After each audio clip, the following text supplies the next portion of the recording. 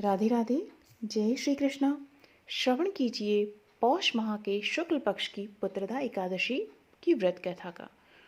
महाराज युधिष्ठिर भगवान श्री कृष्ण से पूछने लगे कि हे भगवान, पौष शुक्ल एकादशी का क्या नाम है, उसकी विधि क्या है और उसमें कौन से देवता का पूजन किया जाता है। भक्त वत्सल भगवान श्री कृष्ण बोले, हे राजन, इस एकादशी का नाम पुत्रदा एकादशी है।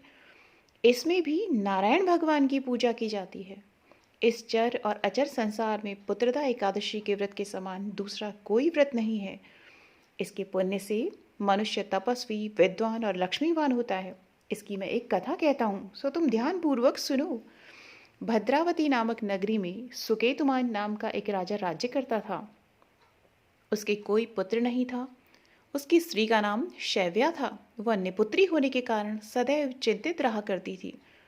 राजा के पितर भी रो रो कर पिंड लिया करते थे और सोचा करते थे कि इसके बाद हमको कौन पिंड देगा। राजा को भाई, बांधव, धन, हाथी, घोड़े, राज्य और मंत्री, इन सब में से किसी से भी संतोष नहीं होता था। वह सदैव यही विचार करता था कि मेरे मरने के बाद मुझको कौन पिंडदान करेगा। बिना पुत्र के पितरों और देवताओं का ऋण मैं कैसे चुका सकूंगा। जिस घर में पुत्र न हो उस घर में सदैव अंधेरा ही रहता है। इसलिए पुत्र उत्पत्ति के लिए प्रयत्न करना चाहिए।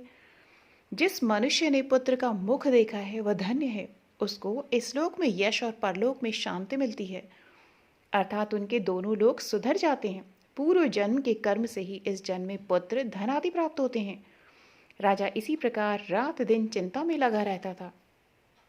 एक समय तो राजा ने अपने शरीर को त्याग देने का निश्चय किया, परंतु आत्मघात को महान पाप समझकर उसने ऐसा नहीं किया। एक दिन राजा ऐसा ही विचार करता हुआ अपने घोड़े पर चढ़कर वन को चल दिया तथा पक्षियों और वृक्षों को देखने लगा। उसने देखा कि वन में मृग, व्याघ्र, सुअर, सिंह, बंदर, सर्प आदि सब भ्रमण कर रहे हैं। हाथी अपने बच्चों और हथिनियों के बीच घूम रहा है। इस वन में कहीं तो गीदड़ अपने कर्कश स्वर में बोल रहे हैं, कहीं उल्लू ध्वनि कर रहे हैं। वन के दृश्यों को देखकर राजा सोच विचार में लग गया। इसी प्रकार आधा दिन बीत गया। वह सोचने लगा कि मैंने कई यज्ञ किए, ब्राह्मणों को स्वादिष्ट भोजन से तृप्त किया, फिर भी मुझको दुख प्राप्त हुआ, क्यों। राजा प्यास के मारे अत्यंत दुखी हो गया और पानी की तलाश में इधर उधर फिरने लगा। थोड़ी दूरी पर राजा ने एक सरोवर देखा। उस सरोवर में कमल खिले थे तथा सारस, हंस, मगरमच्छ आदि विहार कर रहे थे। उस सरोवर के चारों तरफ मुनियों के आश्रम बने हुए थे। उसी समय राजा के दाहिने अंग फड़कने लगे। राजा शुभ शकुन समझकर घोड़े से उतरकर मुनियों को दंडवत प्रणाम करके बैठ गए। राजा को देखकर मुनियों ने कहा, हे राजन, हम तुमसे अत्यंत प्रसन्न हैं। तुम्हारी क्या इच्छा है, सो कहो। राजा ने पूछा, महाराज, आप कौन हैं और किस लिए यहाँ आए हैं, कृपा करके बताइए। मुनि कहने लगे कि हे राजन, आज संतान देने वाली पुत्रदा एकादशी है। हम लोग विश्वदेव हैं और इस सरोवर में स्नान करने के लिए आए हैं। यह सुनकर राजा कहने लगा कि महाराज, मेरी भी कोई संतान नहीं है।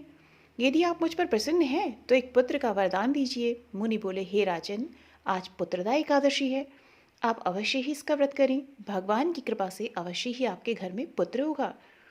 मुनि के वचनों को सुनकर राजा ने उसी दिन एकादशी का व्रत किया और द्वादशी को उसका पारण किया। इसके पश्चात मुनियों को प्रणाम करके महल में वापस आ गया। कुछ समय बीतने के बाद रानी ने गर्भ धारण किया और 9 महीने के पश्चात उनके एक पुत्र हुआ। वह राजकुमार अत्यंत शूरवीर, यशस्वी और प्रजापालक हुआ। भगवान श्री कृष्ण बोले, हे राजन, पुत्र की प्राप्ति के लिए पुत्रदा एकादशी का व्रत करना चाहिए।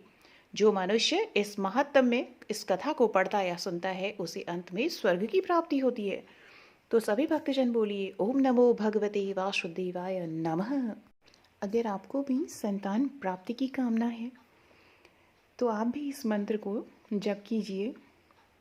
108 बार एक दिन में जप कीजिएगा इसको। और इसे आप किसी भी शुक्ल पक्ष के एकादशी से या फिर किसी भी शुक्ल पक्ष के वीरवार से शुरू कीजिएगा। मंत्र इस प्रकार से है, संतान गोपाल मंत्र।